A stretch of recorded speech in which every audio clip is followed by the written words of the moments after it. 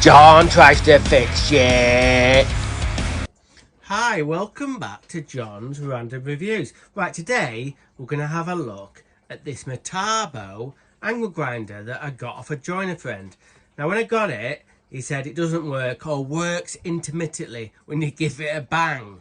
So when I first kind of got this and put a battery on it, it didn't work. But like he said, like my friend said, I gave it a bang a few times and it's actually working. Let me see if I can get it going. Sounds alright, doesn't it? Sounds alright. So I'm thinking it could be a problem with the switch. I've had a look at the brushes. The brushes you can get to through these two panels, one there and one there. So anyway, what we're gonna do, we're gonna strip the whole thing down. We'll get the battery back off it. Things of interest before we even start to get it apart. I've said when I got these, I was very impressed with the quality of it.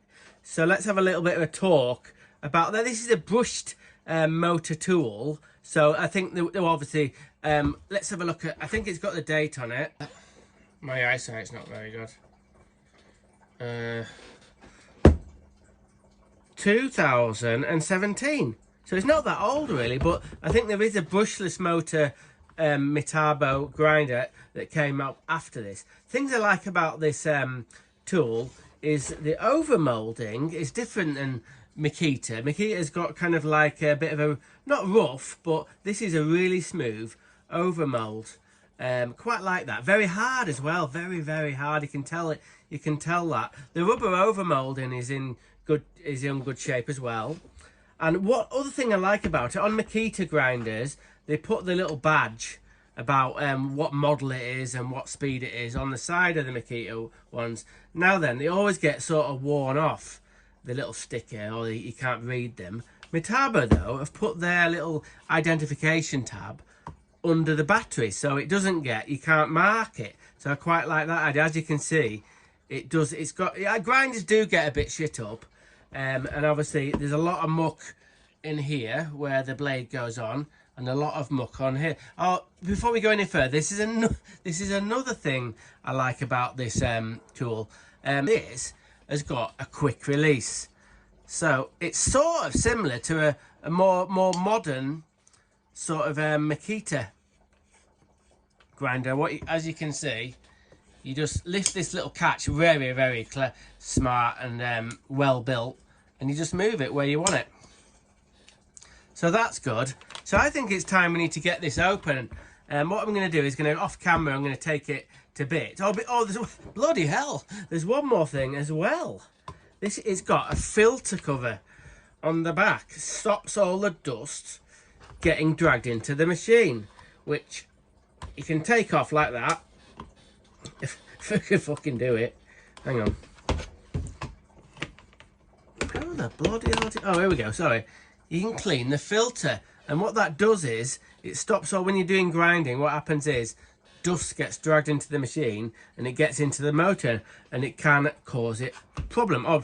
Oh, fuck it up. That's a technical term. So you can see where all the dust has actually got through by the side of where these filters are. So anyway, let's get it open.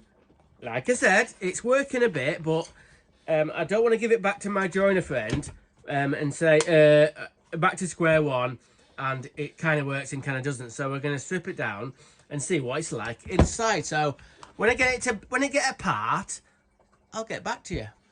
Well, quick thing before I take it apart. All the screws on this grinder are Torx. There's a couple of different sizes, but I think that's a T15 or something, or T20, and that's a T20 or T25. Anyway, I've got the bit with the long bit there, and I can get to where the long holes are and get everything stripped apart. Okay, well, let's get on with it. Right off the bat inside, well, first things first, we're going to go through the brushes. Are in pretty good shape. They're not worn down that much. They've got an interesting notch. We'll go through the notch in a bit. But what I have noticed, I don't know if you can pick this up, maybe. You see the crack? Oh, you might be able to. You see the cracks through the brushes? I'm no bloody expert, as you know, but both brushes are the same. They've got like, they haven't fallen to pieces, but they've got cracks in them. So will that affect performance? Honestly, I don't know. But we're not going to take any chances. I'm going to order some new brushes for this grinder. So the next bit is a bit of a mystery.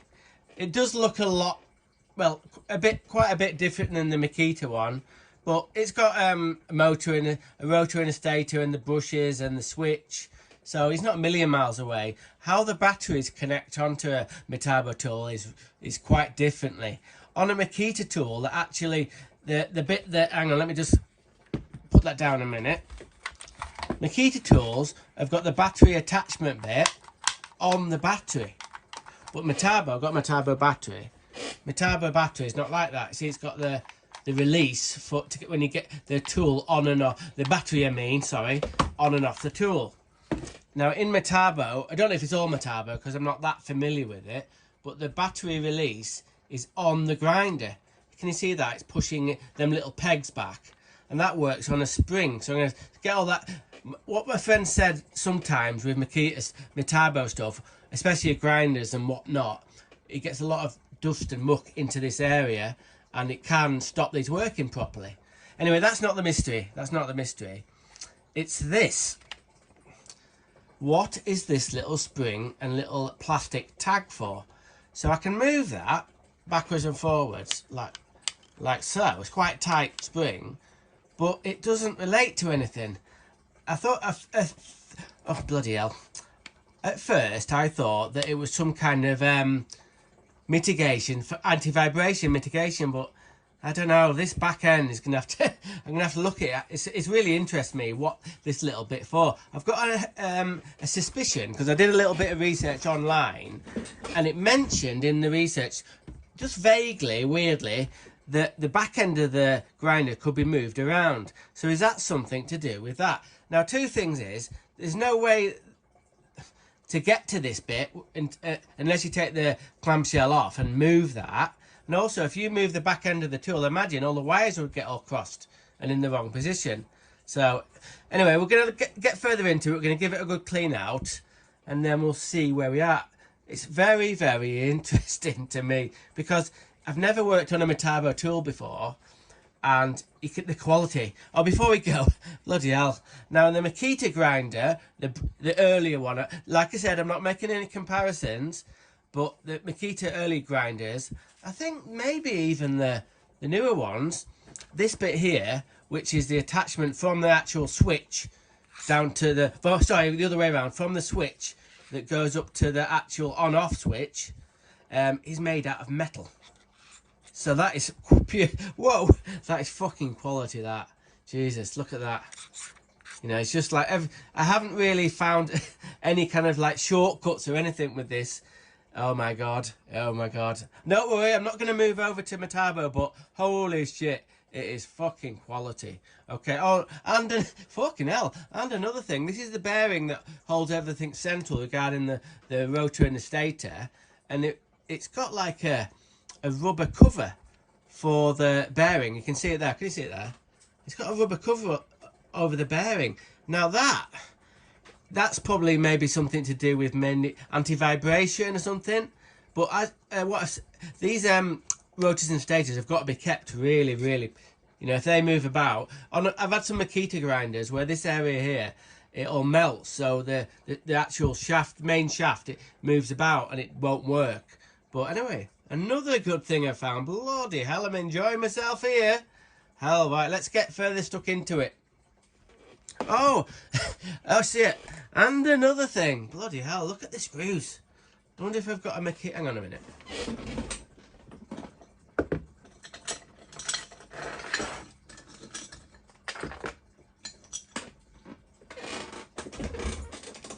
Sorry, one last thing. And another thing. Look at the screws. Look at the screws compared to a Makita screw. And I'm not saying these are stainless steel, because I don't think they are. But they've obviously got some kind of coating, zinc coating maybe, I don't know. But the Makita ones, they're all black to start with, but they've got no coating underneath them. They're just, well, I think they're just mild steel screws. with a bit I think they're actually a pH 2 or something. But yeah, so I don't know if you've seen in previous videos, probably not.